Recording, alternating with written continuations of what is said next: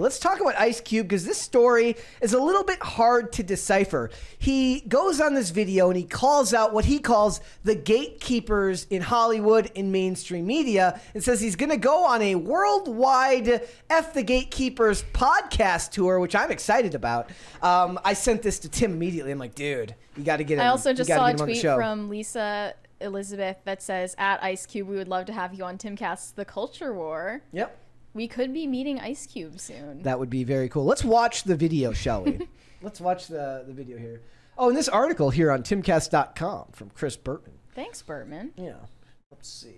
I have it right here. Let's watch the actual one. So here we go. You know what it is? What is it? Homeboy Ice Cube.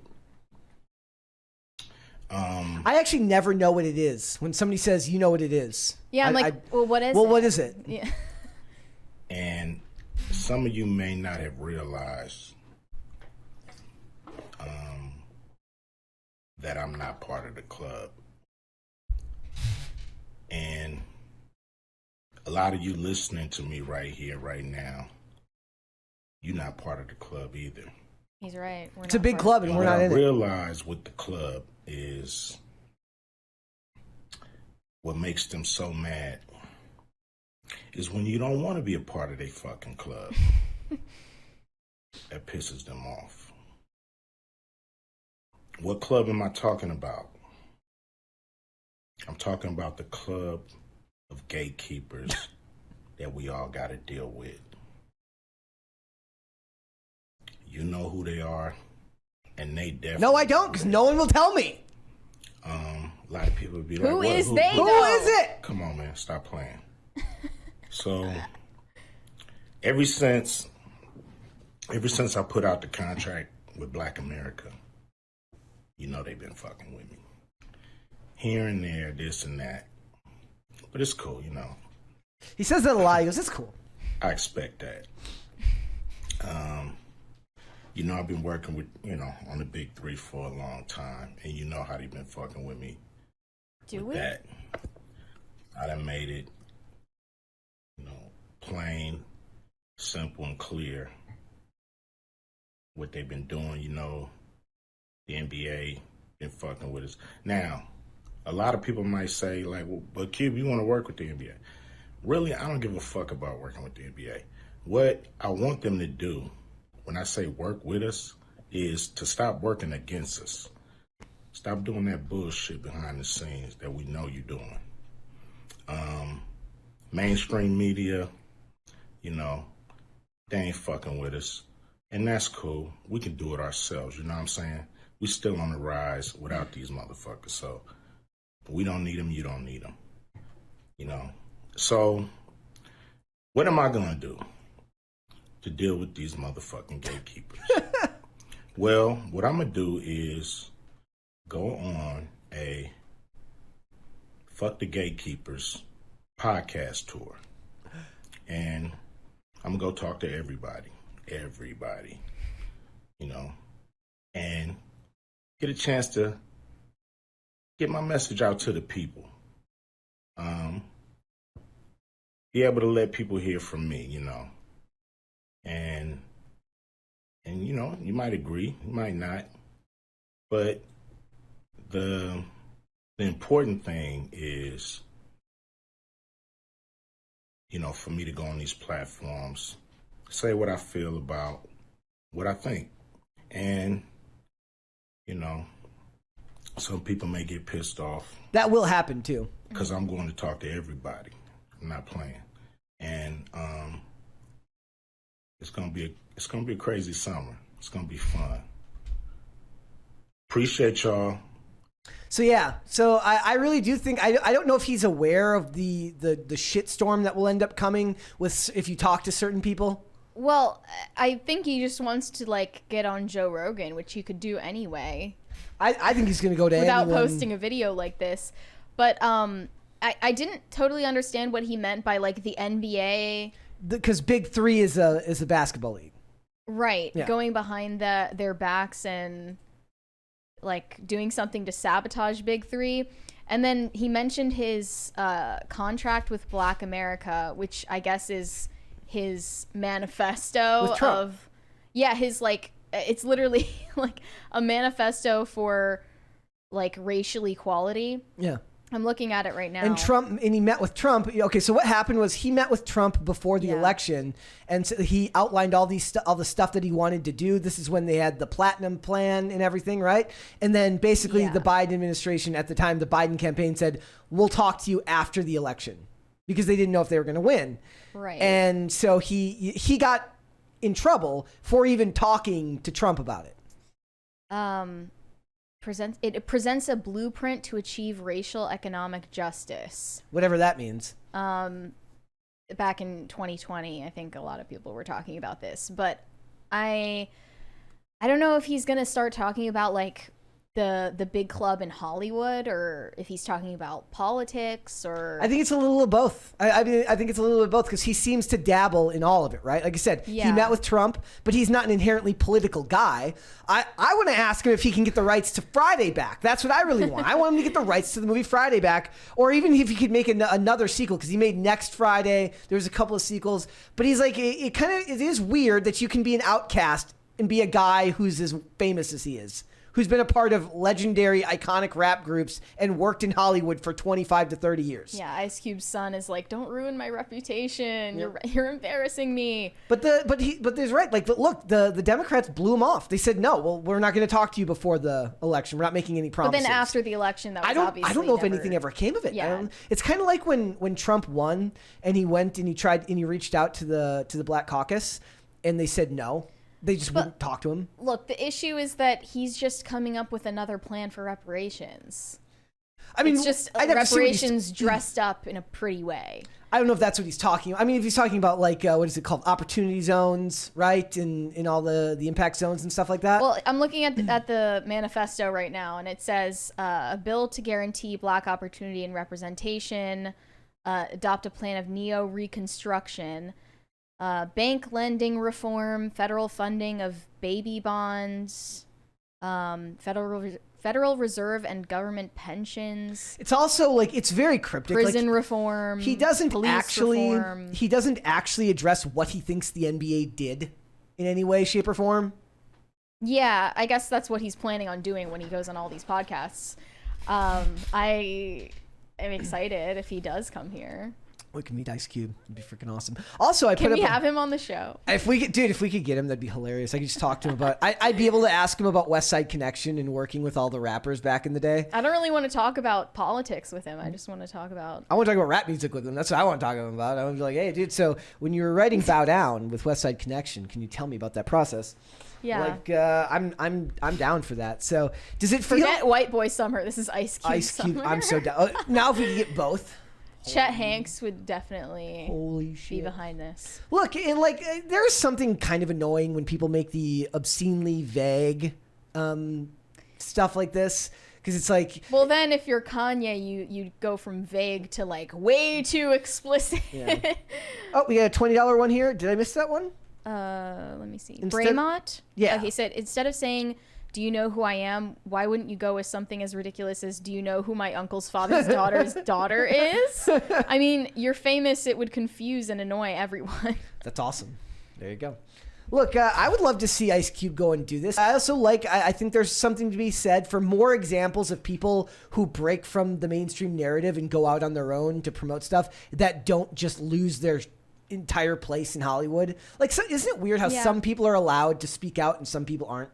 Like, there are celebrities who are allowed to be more vocal than others, it seems like. Would you say Kanye is an example of someone who just got completely he's blacklisted? He's the opposite of that. He's the example of someone who didn't seem to be able to speak out, but it seems like certain people are allowed to they're still selling Yeezy. Yeah. You know, like, after all this time. I think it's just like, if you still have support from people and you still make them money, they don't really care what your ideological positions Which are. is funny too, because like I feel like that is a more American approach. If you were just honest and like, yeah, I don't care what your opinions are as long as you made us money. Like, I have more respect for that than somebody who tries to play both sides of the coin. It's usually like that behind the scenes, but then I want that to be in front of the scenes. yeah. Like, I have more respect for a person who's like, yeah, I don't know what his views are and whatever they are. I don't really care as long as they make us money. Like, that's your job as a business. Your job isn't to, my job isn't to like everything you say. My job is to work with you to create an effective product that will make money. Like, it just doesn't make sense, especially in a world now where we're constantly being asked for our opinions and giving them unsolicited. Like, it used to be like you only had so many chances in your life to screw everything up because you gave how many interviews a year. It's not like you were out there like posting your thoughts on the day to some billboard in the town square. Now you have a million chances every day to screw up everything you've ever worked for by saying the wrong thing. Yeah. On the front end, it's punitive. It's disavowals, and punishments, and cancellation. But I think like on the back end, if you're popular and you make money, that's all that they care about in Hollywood. Why should they care about more? That's the story of Me Too as well. Like they didn't actually care about rooting out predators. No, from but the they got to go on industry. vacation to Hawaii to talk about it. Yeah, exactly. That was what really mattered. Yeah.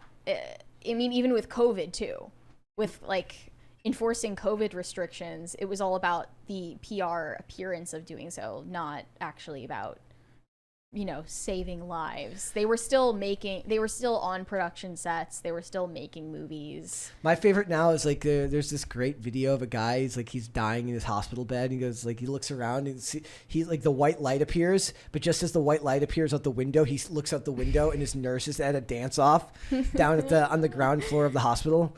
It's like, what are you supposed to do? I'm looking at the quote tweets right now. What are they saying? Stop supporting the NBA and support the big three. Ice Cube has always been on code.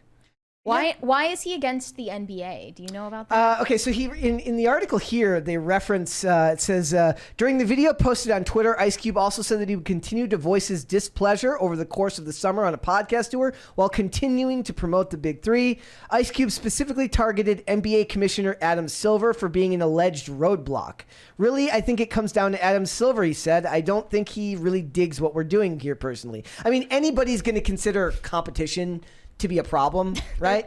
They're telling him to talk to Nick Fuentes. Let's not do that. Then the gatekeepers will really be mad. You showed them by having a conversation. But Go on Alex Jones. Okay, I would pay money to see that. That would be funny. Like him talking to Alex Jones would be the greatest thing ever. Andrew Tate replied and just said, "My G." I saw that. We need to get him with Andrew Tate. Yeah, he's going to talk to the Cobra Tate. Another one said, "The tide has turned. You will see more people speaking out. We are winning. We are no longer the conspiracy theorists. We are the conspiracy realists.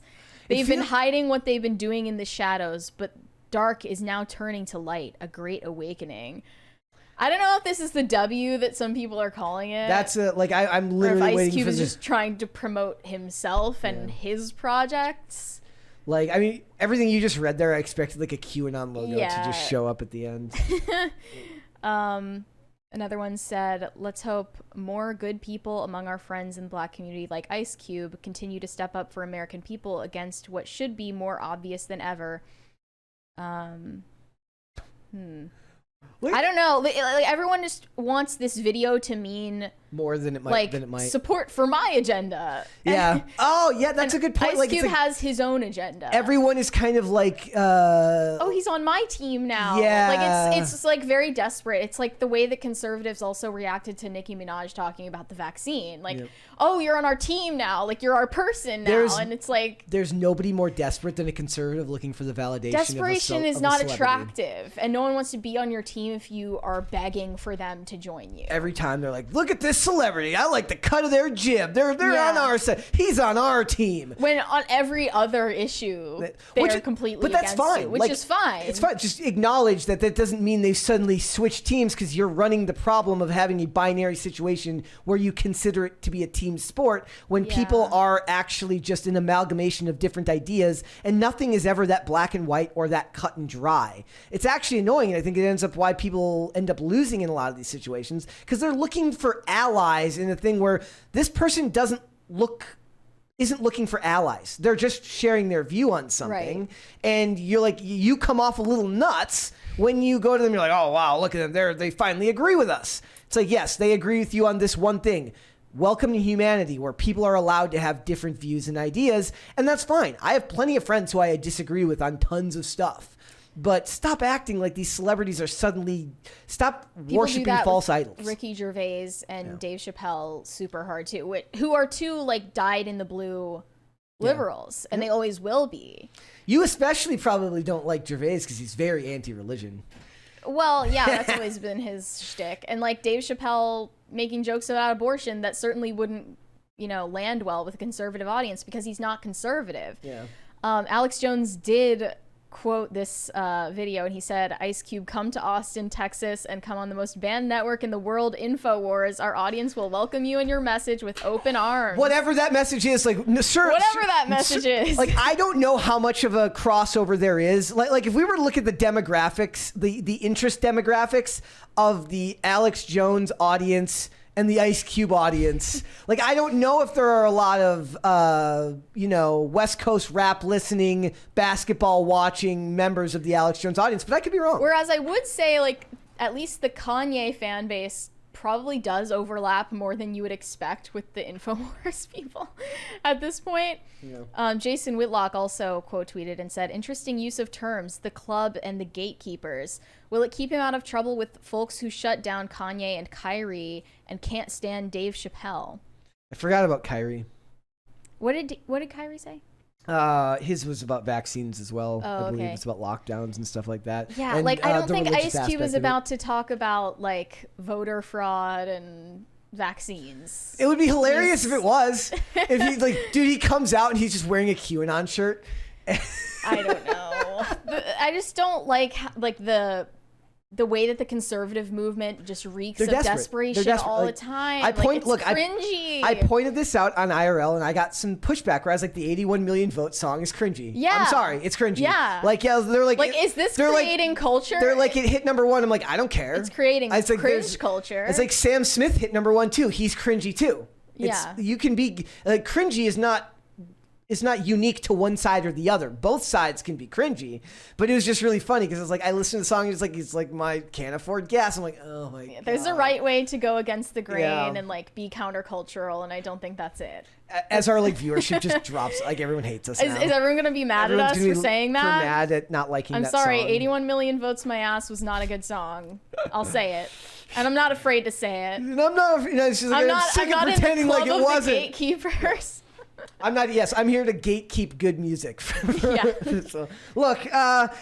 Another one said, when you have conservatives under your post applauding you, you did it wrong. Congratulations, Ice. And you keep playing yourself, brother. And that dude's a loser too. Who doesn't get it, that it shouldn't be a team sport. But I think you're right. I think a lot of people are attaching their own agendas to this. It's a weird type of like, I don't even know what the term for it would be, but it's weird. It's just team sports, and people like desperate to have someone be on their team. It's like the way that even Jordan Peterson like gets harassed constantly about like what denomination of Christianity are you? Like you have to like be on my side when it's just an individual who's like working out his own crap in the public eye. You've lived this just faithless life, and the world's falling apart. No, just go with me on this. You've lived this faithless life, the world's falling apart, and you finally find something that helps you feel less empty. And then immediately somebody comes in and says, but that's the wrong type of not feeling empty. Yeah. You need to use my type of not feeling empty. Like that would actually probably kill my desire to go farther into a journey of faith, right? It's like, you're like, oh my gosh, I feel better than I felt in years. Like I don't feel so alone anymore. Things are starting to make sense again. And then some dude just walks up to you, he's like, no, you're doing it wrong. Like, sorry. Like, it's not going to work. Everyone is either talking about sports or politics or Hollywood and adrenochrome. Those are an offshoot. In fact, one of my problems with a lot of politics now, not that we're going to get into that heavily, is that they treat it like it's just a sublimated version of team sports for a lot of people, right? Like we didn't have team sports going on during COVID, but people could certainly argue about which political party they wanted to win, and people treat it the same, and they are not the same, and they shouldn't be treated the same, and people need to get out of that mindset of trying to treat everything as if it's some type of game to be won with a bunch of other people. You should be looking for far more than that. Nuance Bro quote tweeted and said, if you want to know who he's talking about, you just got to look up his old tweets on the matter and posts about the black cube. I've never seen those old posts, but please send me the screenshots. And then someone replied, people understand this is a basketball thing, right? Yeah. It's I mean, I believe that it is, but it's all like people are making more out of it than that because of the term gatekeeper. He's going to expose the cabal. He also used the term mainstream media, which is notoriously a word that fits within that jargon. Yeah, I would say just don't get your hopes up. But I am super interested. It's way cooler if he comes out. He's got an Alex Jones shirt on, and he's like he shows us like his collection of frogs that have gotten turned gay. Like, I'm here for it. He's like he talks about like his first trip to Bohemian Grove. He could be talking about the Scientologists. Could be. I saw an amazing. It's so funny how the Top Gun memes are still happening. But it's like this. It's two guys. It's like just got out of Top Gun Maverick. It's the song Danger Zone's playing. And they high five each other. And they turn and they start walking. And it's the Scientology headquarters they're walking into. Thanks for watching. Listen to full episodes of Pop Culture Crisis on Spotify. Keep up with us on social media and make sure you subscribe and ring that bell so you never miss the show. Bye, guys.